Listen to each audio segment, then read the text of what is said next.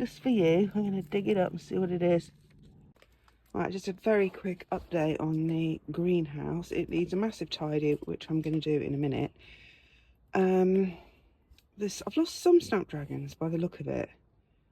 I think because they were pretty tightly packed there. We've had some good frosts and the rest have survived okay.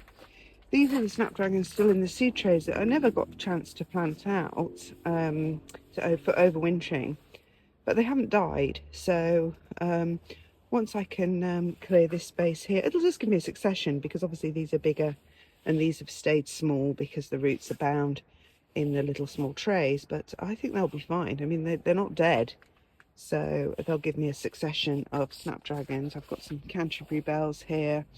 I don't know if my delphiniums have survived in those pots. They've definitely died back. My cerinthe, does not look good. We had unexpected frost, actually. So we had a deep, dark, quite a harsh frost for us here in the southeast of England. It was about -5, and I put the frost covers out.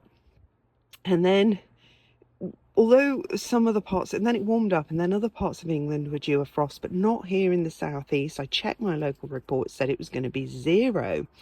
But when I got up on like Saturday morning, it was -3. And I thought, oh, and these were definitely frosted. But I think overall these cerinthe grew too fast, because we had a heat wave in the autumn when I sowed them, when they should have been sowed in autumn for overwintering, but they grew so thick and fast in autumn. I don't know, we'll see if they repair themselves come the spring. I don't know whether I might look into cutting them back, but they seem like they might have. I don't know whether that would work. If anybody knows more about cerinthe, it looks like that one is better. You know, it sort of grew faster than it meant to because of the heat wave, and then of course because there was so much foliage, it's been damaged by the frost and the fact that I didn't put the frost cloth on because I didn't know it was going to be -3. And as you can see, as a result, my love parade has singed too, but I think actually that's going to be fine. Realistically, that's going to be fine.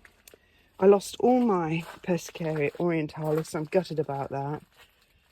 I've got these white mallows. They've just been slowly growing and just doing okay. They're just slow. You can see each one of these here, and they give me lovely white flowers. They're perennial. I've got some more Delphinium larkspur, which will hopefully, I need to start thinking about putting these out. Maybe March, early March, I'll start potting these out. I have what were these? Oh my goodness! Oh, this is Gypsophilia. This is the baby's breath. So I'm really happy these overwintered. I took a bit of a gamble. I didn't know if these would overwinter, but yes, they have. So I'm looking forward to those, and they dry really nicely as well. I'm going to do a video on my plans for dried flowers and just growing more flowers than really will work in my garden. I found a plan for growing as many different types of flowers as I like without ruining the aesthetic of my designed cottage garden, which is where I've been going wrong previously. I love growing everything, but of course not everything looks good together in my garden. It was creating a chaotic scene.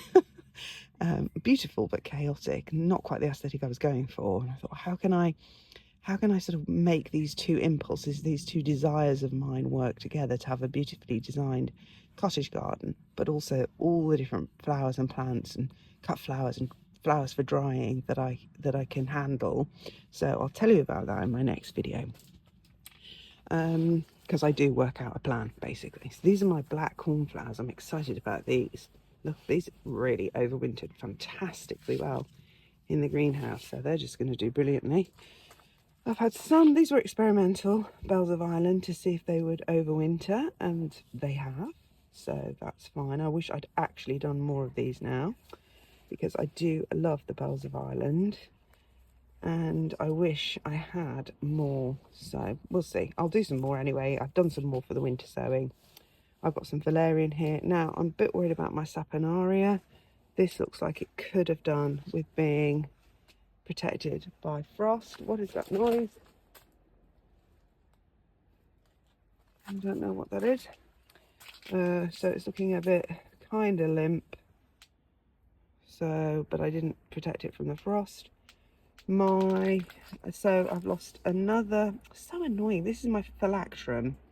I had two varieties of phylacterum. This one got all the way to this last frost and then died. So it survived a couple of frosts, but I guess because I didn't put the frost cloth. But because I didn't put the frost cloth on, it died. This, however, this variety has survived. I don't know what the two varieties are. This one is a white one, Meadow Rue. I think this was French Blue. And there's some self-seeded Honesty, which I'll put out in the garden as well. This also looks like self-seeded Honesty by the look of it. What is that? Is that self-seeded Honesty? Yeah, I think that is. What else have I got in here? This was also Persicaria orientalis, died. This is some of my overwintered snapdragons, again for experimental purposes. And here's where I accidentally sort of killed it and the frost got it. But look how beautifully fresh and tough, actually, this new growth is here. So I'm pretty happy about that. So you can overwinter your snapdragons. There's the dead bit I just pulled off. In the UK, they are quite hardy to -5. And as you can see, in fact, if anything, a bit of overwintering and then a bit of frost damage has caused it to sort of grow back from the base even stronger than before. So I'm pretty happy about that. Might have lost my pelargonium there. Actually, can't even remember what that was. Oh, it was the fuchsia. Oh, yeah, that hasn't survived. They're not normally hardy.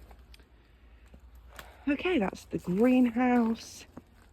What else would I want to show you? Some ranunculus I transferred. I found them sort of just growing on their own in the borders here. I transferred them here and gave them no protection. I had about 5 here to see how they would do. And they've mostly died, apart from that one there. Maybe it's a little bit, but no, it's come off. I don't know what is that there. Is that one? Is that one there? I don't know what that is there. Is that one? I'll tell you what, for you and just for you, I'm going to dig it up and see what it is. Oh my goodness, it is. So look at that, that survived. So it looks like the corn survived, but not... Can you hear me? I've got my scarf over my face, I realised, over my mouth. So the corn has survived. Just the leaves, probably where the dogs have been trampling some. So we now know they survived to -5, so you can overwinter those in the UK. And then the other thing, I've been moving these clumps of alliums into clumps. I know the borders aren't finished yet, but I know where the borders are going to go now. And I know when I tried to move the alliums later on in the year, they died. They kind of didn't take it. So I wanted to get the alliums early. I had to wait until they're showing up. So I'll be doing some more moving. So I've got absolutely loads in the wrong places where they've self-seeded. So I had to wait for them to come up so I knew where they were. But I don't want to wait. So these ones here, I'll show you.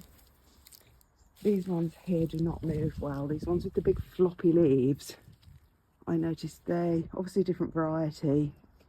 I think these are the Purple Sensation, these stiff ones. And as you can see, I've got loads here. So I'm going to share them out so that I've got some in my new borders, so that it's repeating, because I've got these, oops, tripping over my own thing, fire pit. So I've got these repeating borders now. The only where I'm probably not going to put them is in the ranuncular patch, but they're definitely, I'm going to dig some clumps up and put them repeating through these lines here. And I want to do that now before they get too big and, you know, before they're too settled in. So they've still got time to settle in before they flower. So that's what I'm doing today.